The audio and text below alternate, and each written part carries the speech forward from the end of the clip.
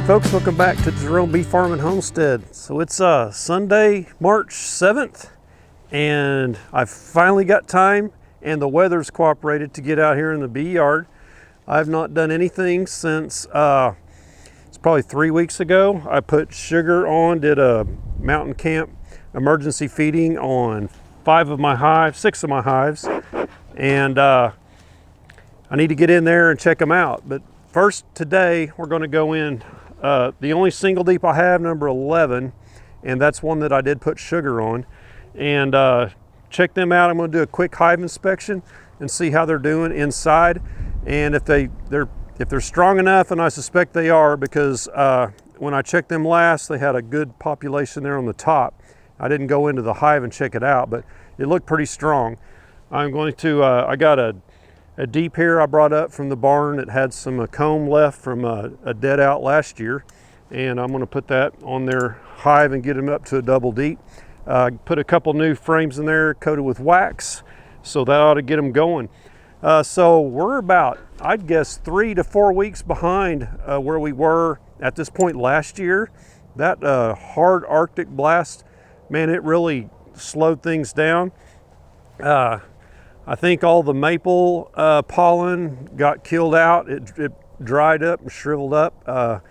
I've got 3 pollen feeders out, and man, they are tearing that up, and they're hauling that stuff in, and they've taken a lot of it. So there's really no pollen for them at all. There's a few crocuses blooming, little bitty flowers, and I did see a dandelion or two in areas that are protected, you know.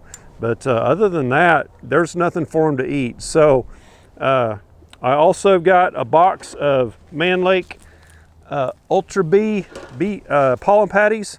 I'm going to be putting those on here, and as many as I can get done today. But first, we're going to get in this hive number 11 and check it out. Let's get going.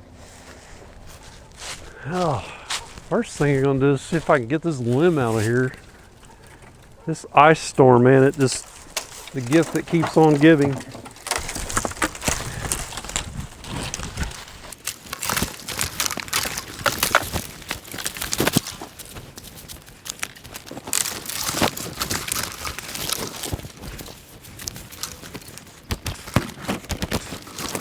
Never leave home without your Kershaw pocket knife. Doubles as a hatchet. Okay, hive 11. What's at the front door? It's getting, the sun's about an hour from setting, so they're probably not flying a whole lot. There's one right there. Let's get in there and check it out. Ah, jeez.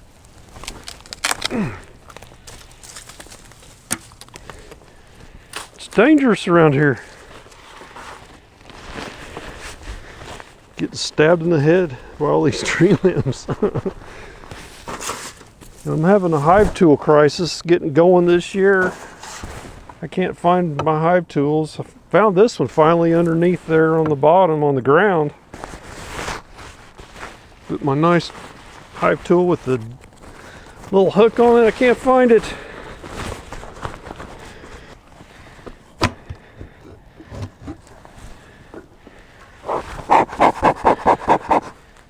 Give him just a little bit of smoke here.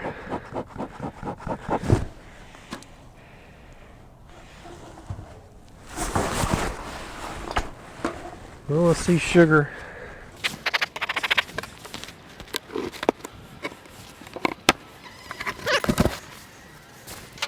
So this hive, I put this feeder on. So here's our sugar. So this one I did 2 ways. I had this big chunk left over from last year, and I just set that in this feeder, and then I put the newspaper down and I poured a bunch in there. So they worked on that pretty good. So that's a little concerning. A small hive like this has taken that much sugar, and I got those big hives back over this direction that I just sprinkled some in, and they're double deep, lot stronger hives. So I need to go check those right after this. All right. So bad thing about these feeders is when you're ready to do an inspection, they're kind of in the way and the bees kind of get up in this mesh. Try and smoke as many out of there as I can so I can lift it off of there.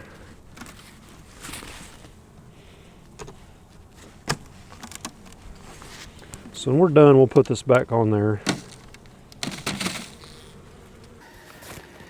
So looks like we have a good population of bees right here.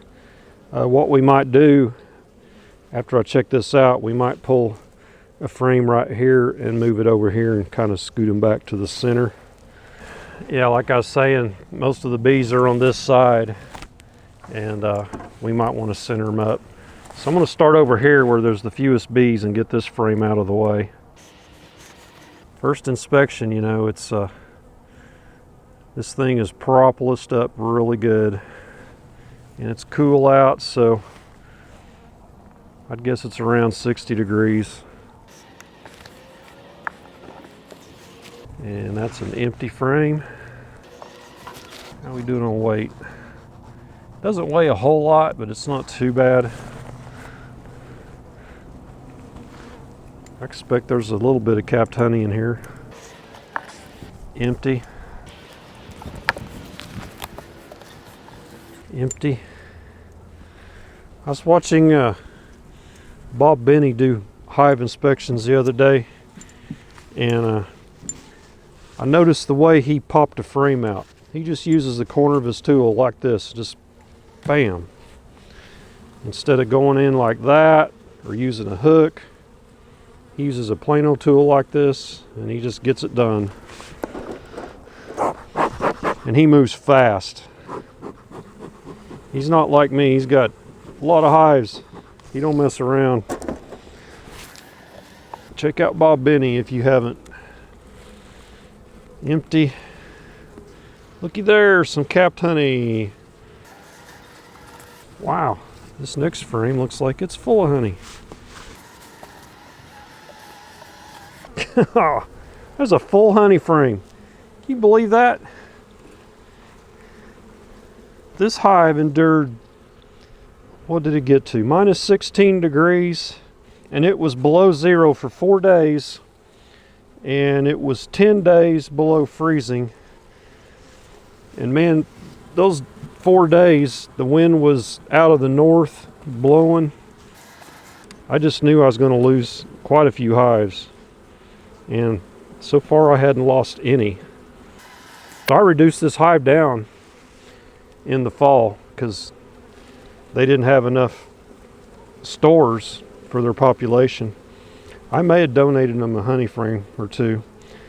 So there's honey there. Yeah, they don't need any more sugar. And here is honey, and looks like a little bit of shininess in here, right in here. So they may be finding some nectar. That, or they're reconstituting this honey. They're going out gathering water, they mix it with the honey, and that's what they eat for carbohydrates.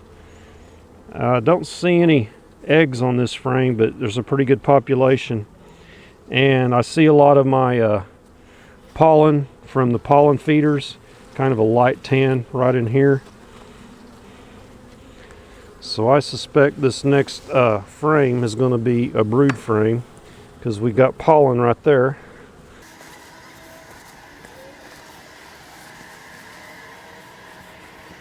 I'm here in the shade and I can't see. I suspect we got, yeah, I have uncapped brood right here, white larva, and capped brood here. So the queen might be on here. That next frame's pretty populated too. So here's our capped brood right in here. All in there underneath those bees. So out from that, you're going to see eggs and larvae.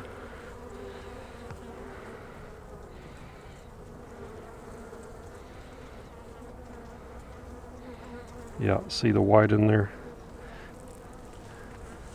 So that means the queen started laying right here, working a circular pattern, working her way out, and the youngest bees are on the outside where the eggs were laid last. So we've got live brood, cap brood. Sometimes when you go through a hard cold snap like this, you'll the brood can get chilled and die. And this frame's pretty much a copy of the other.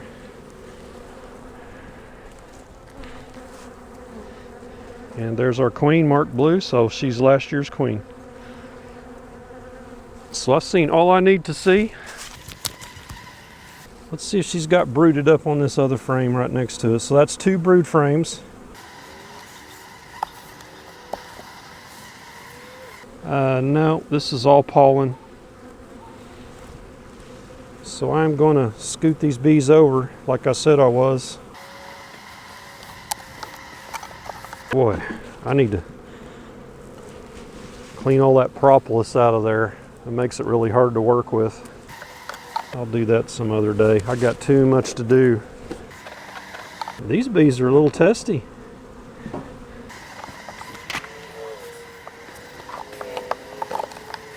Okay, I'm going to go get that deep box and put on here. And a lot of you may be thinking that's too much space for the bees to protect, but it's effectively doing the same thing as rotating a box. Man, that's empty on the bottom. I'm just going to put the empty part on the top. There's not a lot of hive beetles this time of year, and we are not too far from the nectar flow. So that'll get this box ready to build on up and strengthen. And they will fill this up. Once the nectar flow starts, they'll fill this up, and then they'll fill that top deep. And if it's a good flow year, we might get a little bit out in a honey super off of these, but I wouldn't expect so. I think 2022 is going to be this hive's year to make a lot of honey.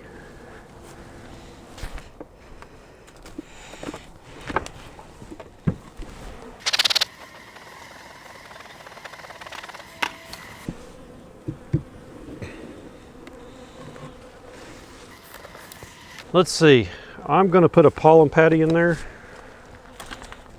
Okay, this is what pollen patties look like when you buy them pre-made. They've got like a craft paper on each side, and you don't need to peel this off. The bees will eat through it, they'll take care of it, they'll throw it out the front door. And I noticed this one has some little holes in it to where the bees can get started, but I like to take my hive tool and score this up pretty good. And this helps them build brood quickly in the springtime. You don't want to put this on in the summer when it's hot out. There's no need to, and it just is a place for hive beetles to lay their eggs. So you got to keep your eyes on these in the summer. Early spring is the time to put them on. So I'm going to just score this, help them cut through that paper a little faster. And I'm going to put it down in the middle. I'm not going to put it up here on the top.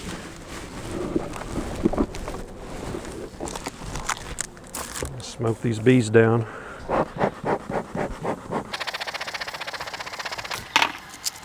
Just like that.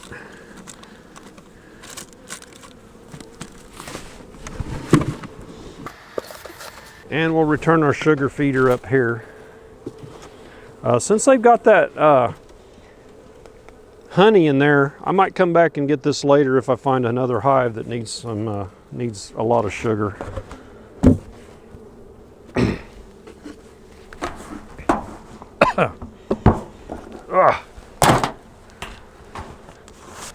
Okay, that takes care of hive number 11 for a while, so we don't need to check this for a while. we do need to get in here and make sure everything's okay with that pollen patty a little later on. Make sure that they've devoured it and there aren't hive beetle larvae starting to form in there. If they are, we need to get it out of there because they're not strong enough to take care of it. But I do believe they are a pretty strong hive. This is the first really big year for this queen because she's last year's queen, so she didn't do much last year. So this is her year to really lay up a lot.